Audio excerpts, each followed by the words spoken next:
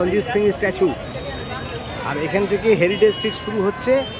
এই গোটা রাস্তাটা হেরিটেজ, সোজা গিয়ে স্বর্ণ মন্দিরে যাচ্ছে। মহারাজ রঞ্জিত সিংয়ের এই স্ট্যাচুটি দেখতে পাচ্ছেন, এটি হলো ব্রোঞ্জের মূর্তি। মহারাজ রঞ্জিত সিং ছিলেন একজন শিখ সাম্রাজ্যের প্রতিষ্ঠাতা। মূর্তিতে তার প্রিয় ঘোড়ায় চড়ে বীরত্বের ভঙ্গিতে দেখা যাচ্ছে। এই যে হেরিটেজ স্ট্রিটটি দেখতে পাচ্ছেন, এটি আসলে রাজস্থানী ও মুঘল স্থাপত্যের আদলে সাজানো হয়েছে। রঞ্জিত সিং একজন যোদ্ধাই নয়, তিনি ছিলেন শিল্প ও সংস্কৃতির একজন বড় পৃষ্ঠপোষক।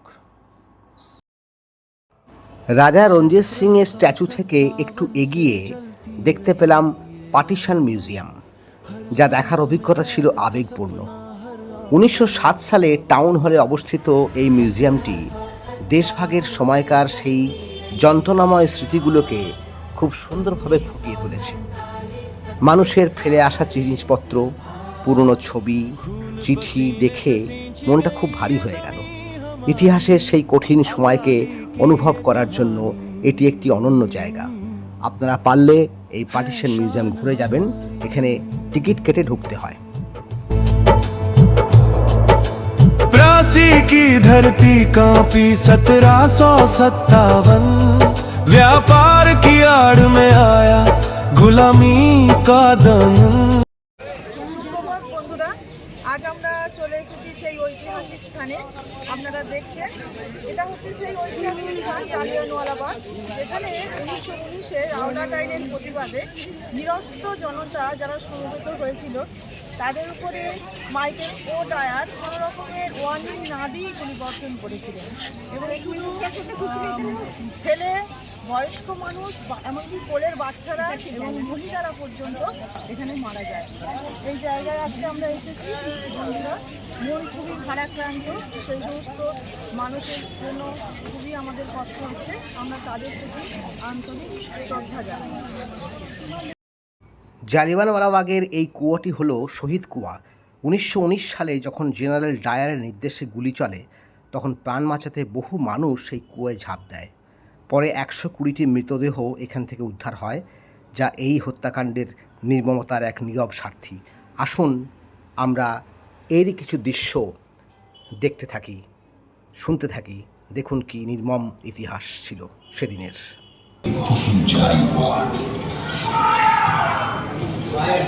सिर्फ 10 मिनट में 1650 गोलियां बरसी और भीड़ में से लहू की नदियां बहने लगी।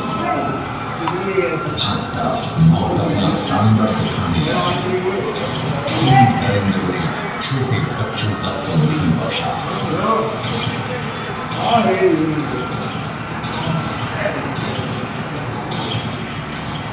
बचने की तलाश में कुछ लोग दीवार लांघने लगे, कुछ कुएं में कूदे तो कुछ बचते बचाते कुएं में गिर पड़े। जब ही कुआं घायलों और मृतकों से भर गया, गोलियां बरसती रही। लगभग 1000 हिंदुस्तानी शहीद हुए और 1500 से ऊपर घायल। বন্ধুরা, আমি এখন দাঁড়িয়ে আছি অভিশপ্ত দেওয়ালের সামনে, যা আজও বহন করে চলেছে 1919 সালের 13ই এপ্রিলের সেই নৃশংসতার সাক্ষী। একটু ভালো করে লক্ষ্য করুন, এই দেওয়ালের ঘেরা সাদা দাগগুলো আসলে কোনো সাধারণ দাগ নয়, এগুলো ব্রিটিশদের চালানো বুলেটের ক্ষত। জেনারেল ডায়ারের নির্দেশে যখন চারপাশ ঘিরে ফেলে নির্বিচারে গুলি চালানো হচ্ছিল, তখন নিরস্ত্র মানুষগুলো বাঁচার কোনো পথ খুঁজে পায়নি। এই দেওয়ালে বিঁধে থাকা প্রতিটি গুলিও আজও আমাদের মনে করিয়ে দেয় ভারতের স্বাধীনতার জন্য দেওয়া এই চরম আত্মত্যাগের কথা। মাটির লাল রং হয়তো ধুয়ে গেছে, কিন্তু এই বুলেটের দাগগুলো ইতিহাসের পাতায় এখনও চিরকাল অম্লান হয়ে থাকবে।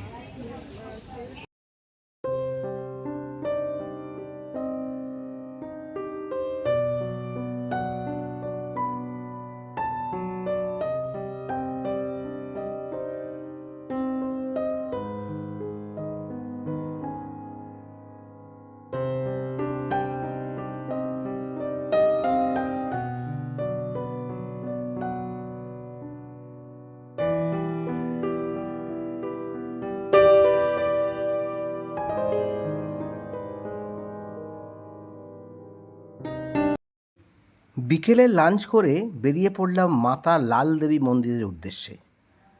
এটি বিংশ শতাব্দীর মহিলা সাধিকা মাতা লাল দেবীজির স্মৃতিতে তৈরি।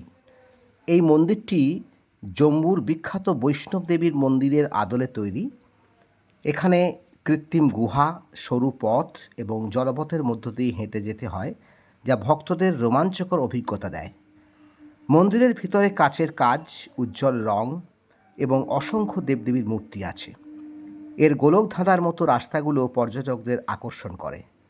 বিশেষ করে মহিলারা সন্তান লাভের আশায় এখানে আসেন এবং মানত করেন। এখানে আসা ভক্তদের বিনামূল্যে খাবার দেয়া হয়। দেখতে থাকুন এই মন্দিরের দৃশ্য, পারলে আপনারা এখানে ঘুরে যাবেন।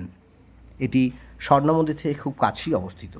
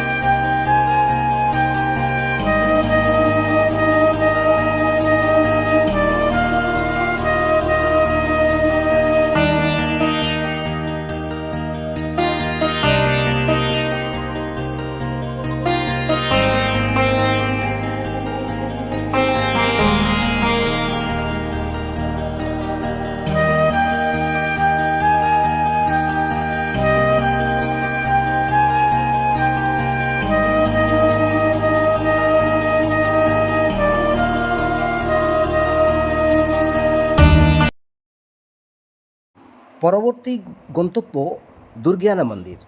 অমৃতসর বললেই সবার আগে স্বর্ণ মন্দিরের কথাই মনে পড়ে, কিন্তু ঠিক তার কাছেই রয়েছে হুবহু একই রকম দেখতে ঐতিহাসিক শ্রী দুর্গিয়ানা মন্দির। একে লক্ষ্মীনারায়ণ মন্দিরও বলা হয়।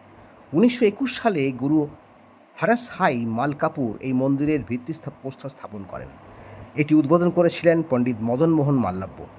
মন্দিরটি দেখতে অনেকটা স্বর্ণ মন্দিরের মতো, যা একটি পবিত্র সরোবরের মাঝখানে অবস্থিত। এর মার্বেল পাথর ও সোনার গম্বুজ দর্শনার্থীদের মুগ্ধ করে। এখানে প্রধানত দেবী দুর্গারই আরাধনা করা হয়। এটি হিন্দু ও শিখ স্থাপত্যের এক অপূর্ব মেলবন্ধন। মন্দিরের উপর বিশাল দরজাগুলো দেখার মতো। আপনারা দেখতে পাচ্ছেন, দেখুন ভিতরে বিগ্রহ দেখা যাবে।